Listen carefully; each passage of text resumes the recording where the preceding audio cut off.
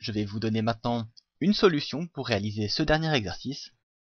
J'espère que vous avez réussi à le faire, sinon c'est pas trop tard pour mettre la vidéo sur pause et repartir dans l'exercice.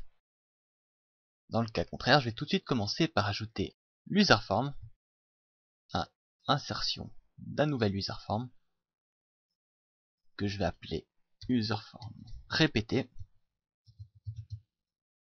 le zoom à 112%. Et ce qui m'intéresse, ce sont ces différents éléments-là. Donc la solution la plus simple, c'est de faire du copier-coller.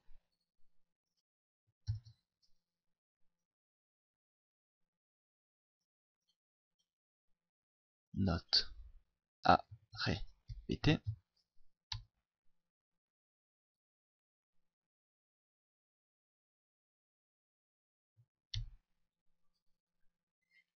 Et en sélectionnant de cette manière, on récupère tous les contrôles qui sont touchés par cette sélection. Autrement dit, juste là-dessous, le bouton supprimer a été copié également.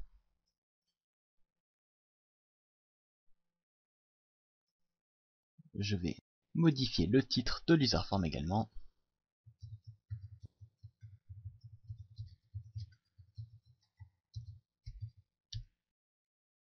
Les différents contrôles sont déjà nommés.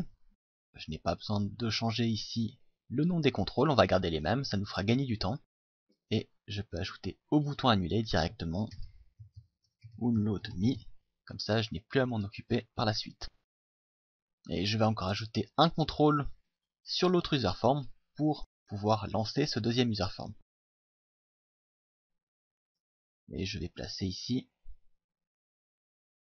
un label tout simplement.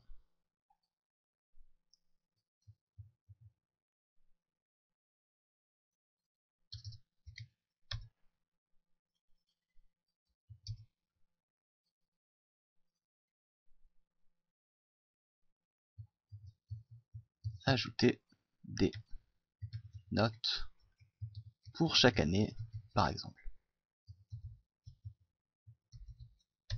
Et pour donner l'impression que c'est un lien, je vais le souligner et pourquoi pas également changer de couleur.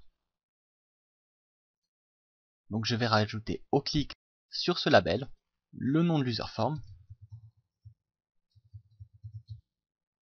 .show.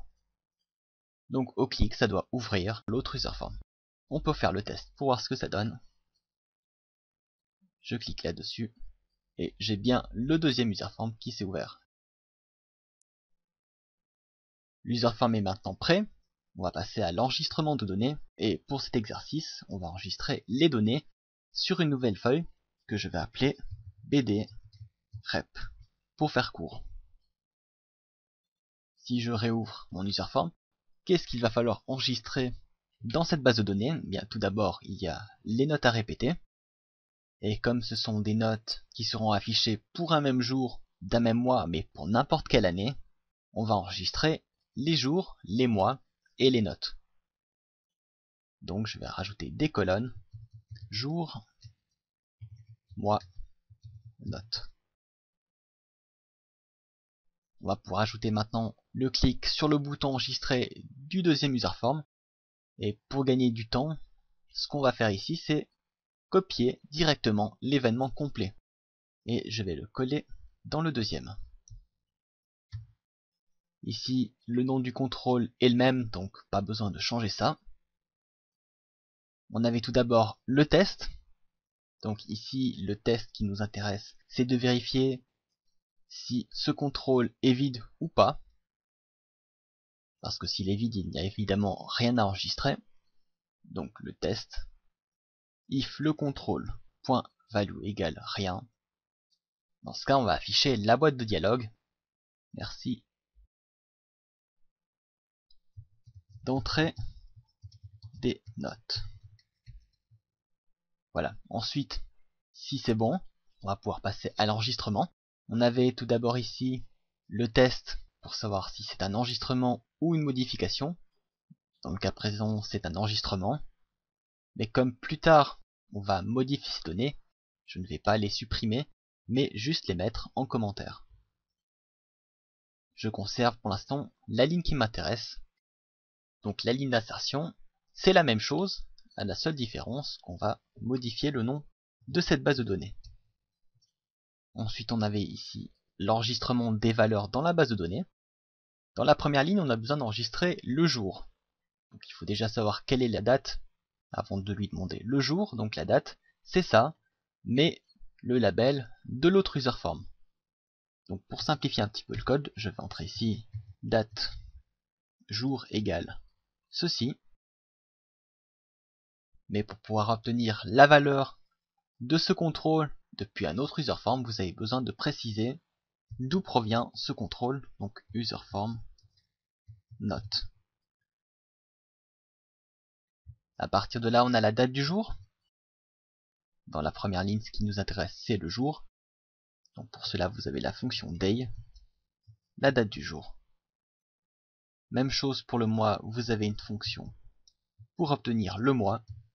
Et s'il y avait l'année, vous pourriez utiliser year pour obtenir l'année d'une date. Ensuite, pour la troisième ligne, on va enregistrer le contenu de la zone de texte. Donc ça, je peux laisser tel quel. Et il faut encore modifier le nom de la base de données, c'est-à-dire entrer ici bdrep. Ensuite, on a ici un bout de code qui actualisait l'affichage de la cellule. Dans le cas présent, on ne veut pas modifier l'affichage, sauf dans un cas, et je vais vous donner un exemple tout de suite. Pour l'instant, je vais conserver cette ligne. Imaginez que j'entre dans une cellule qui contient déjà des données, des nouvelles notes à répéter chaque année. Ça ne m'intéresse pas de modifier l'apparence de la cellule, puisqu'il y a déjà des initiales ou une couleur de fond, ou les deux. Par contre, si j'enregistre cette note pour le 4 du 4 et que je passe à l'année suivante, s'il n'y a aucune note enregistrée pour ce même jour, bien l'utilisateur ne va pas se rendre compte qu'il y a des notes qui sont affichées chaque année.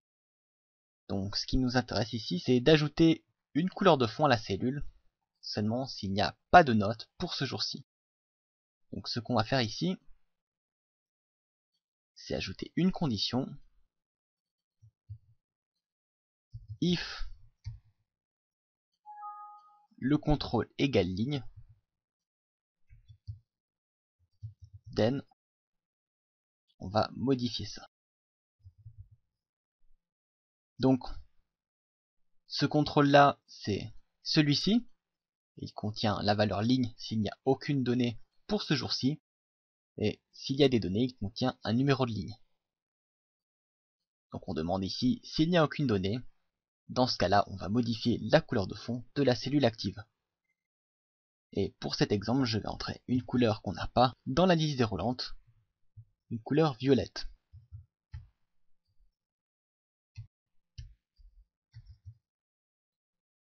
Et on a encore ensuite quelques lignes pour l'actualisation des notes du jour.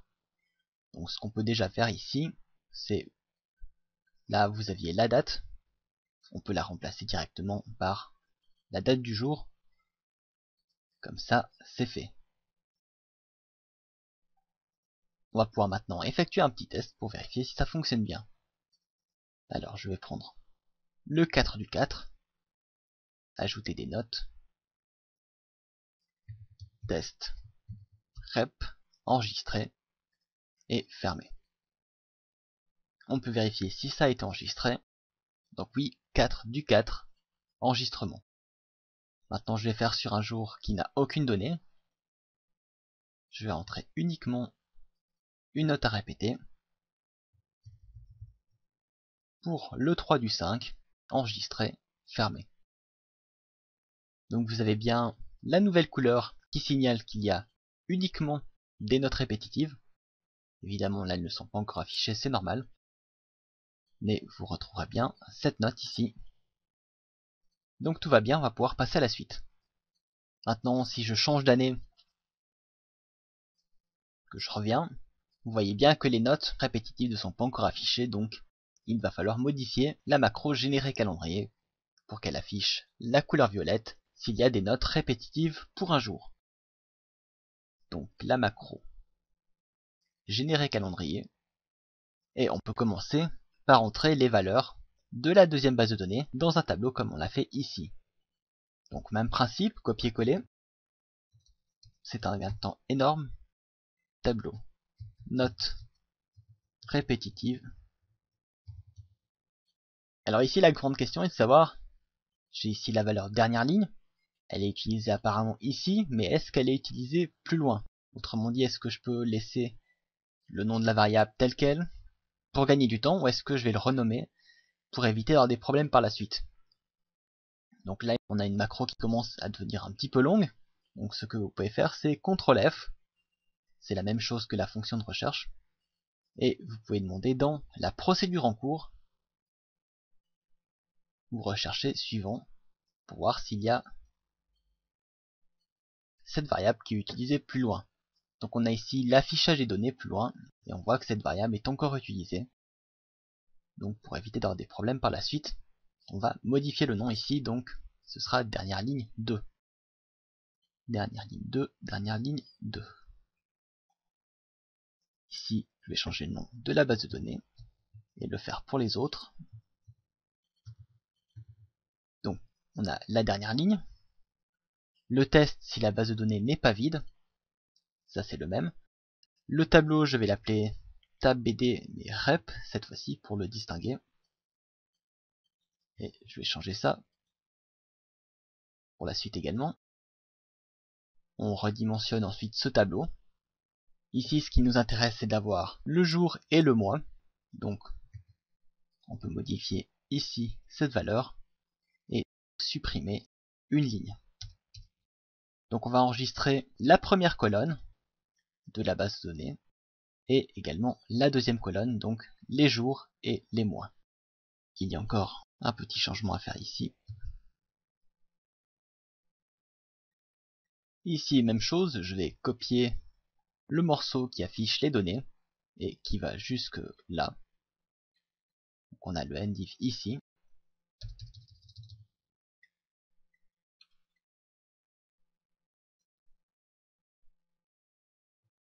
Et je vais copier ça.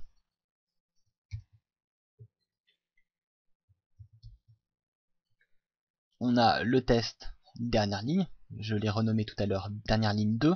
Donc je vais changer ça. Ensuite, je vais modifier également le nom du tableau. Ensuite, dans la première colonne, on a la valeur du jour. Donc on va vérifier si cette valeur est égale au jour de la date du jour. Mais il faut également que le mois soit le bon, donc and la colonne 2 et le mois. Donc si c'est le cas, eh bien on a une note répétitive. Et ce qui nous intéresse ici, c'est de modifier uniquement la couleur de fond. Donc je vais copier une de ces lignes et supprimer tout le reste parce que le reste ça ne nous intéresse pas. On ne va pas modifier le contenu de la cellule. La seule chose qu'on va faire, c'est modifier la couleur de fond.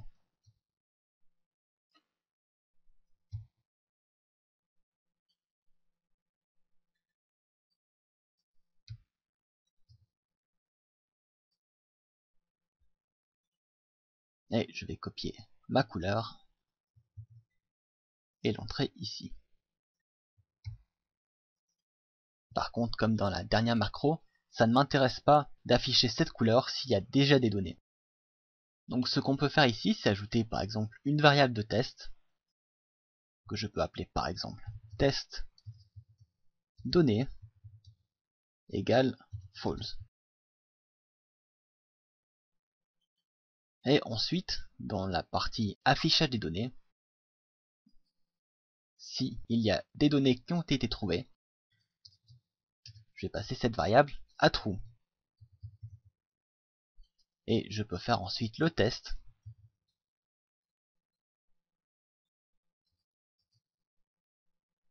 Si cette valeur égale false, donc s'il n'y a pas de données, à ce moment-là, on recherche s'il y a des notes répétitives, et si c'est le cas, on va afficher la couleur violette. On peut faire un test pour voir si ça fonctionne correctement.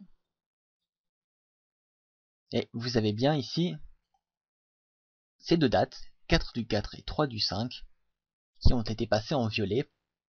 Et pour ce jour-ci, qui a déjà des données, eh bien, vous n'avez pas le fond violet. Donc tout va bien. Donc on a maintenant l'affichage sur le planning. On va pouvoir maintenant compléter les données dans l'userform et également modifier les données lorsqu'il y a déjà des données qui existent. Pour notre première userform, on avait ici initialize qui complétait les contrôles à l'ouverture. Donc on pourrait très bien copier ça, le mettre dans le deuxième userform et modifier ce qui est à modifier. Ça fonctionnerait très bien et ce serait même une solution très rapide. Et ici, je vais faire quelque chose d'un petit peu différent. Je vais ajouter un premier test directement ici, dans ce premier userform. L'objectif en faisant ça, c'est de pouvoir indiquer à l'utilisateur, lorsqu'il ouvre cet userform, s'il existe déjà des notes pour chaque année, sans qu'il ait besoin de cliquer à chaque fois ici. Donc pour faire ça, je vais copier cette partie-là et la coller là. Donc la dernière ligne de l'autre base de données, je vais modifier son nom. La date sélectionnée, ici, c'est un doublon. On a déjà cette ligne à cet endroit et la valeur ne change pas. Ensuite, on parcourt chaque ligne de la base de données et on va effectuer le même test qu'auparavant, c'est-à-dire si la cellule contient le jour qui nous intéresse et également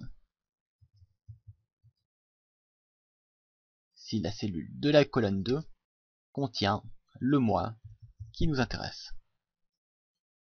Dans ce cas, on ne va pas afficher des données puisque l'autre userform n'est même pas ouvert. Ce qui nous intéresse ici, c'est pas non plus de déplacer le bouton annuler, c'est uniquement d'ajouter une valeur dans un nouveau contrôle que je vais appeler label ligne rep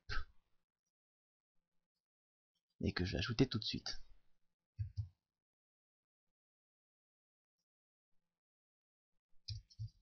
Ligne rep. Donc on aura celui-ci qui contient un numéro s'il y a des données dans la première base de données et le deuxième qui contiendra un numéro s'il y a des données dans la deuxième base de données. Et donc cette information sera enregistrée ici si la condition est confirmée.